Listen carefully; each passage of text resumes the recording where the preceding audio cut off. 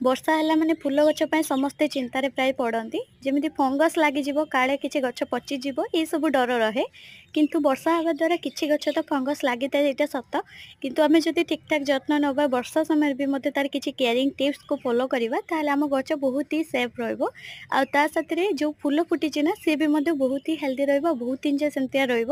ଆଉ ତା ସାଥିରେ ଆମର ବର୍ଷା ହେଲେ ନା ପ୍ଲାଣ୍ଟଟା ଟିକେ ରିଗ୍ରୋଥ୍ ଆସେ ବହୁତ ବଢ଼ିଆ।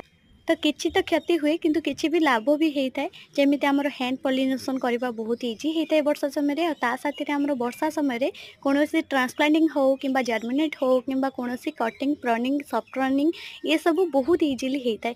ଯେମିତି ବହୁତ ବଢ଼ିଆ ହୁଏ, ଆମ ଗଛ ପାଇଁ ବହୁତ ଭଲ ସମୟ। ଯଦି କିଛି ଡାଳ କେନା କାଟିବାର ଥାଏ ନା, ଏଇ ସମୟରେ କାଟିଦେବେ। ଡାଳ ଗୁଡ଼ାକ ଜମାରୁ ବି ମଏଶ୍ଚର ପାୱାର ସରିବନି, କି କୌଣସି ଡ୍ରାଇନେସ୍ ଆସିବନି, କି ଡାଳ ଶୁଖିବନି, କି କଳା ପଡ଼ିବନି। ବହୁତ ବଢ଼ିଆ ସମୟ ଏଇଟା। ଆଉ ତା ସାଥିରେ ହ୍ୟାଣ୍ଡ ପଲିନେସନ୍ ପାଇଁ ତ ବହୁତ ଇଜି ହେଇଯିବ ଆପଣଙ୍କର। ହ୍ୟାଣ୍ଡ ପଲିନେସନ୍ ଆପଣଙ୍କ ସହଜ ହେଇଯିବ, ଯେଉଁଟାକି ଆମର ବର୍ଷା ପାଇଁ। ତ ଏଇଠି ମୋର କିଛିଟା ହ୍ୟାଣ୍ଡ ପଲିନେସନ୍ କାଲି କରିଥିଲି। ତ ଦେଖନ୍ତୁ ଆପେ ଆପେ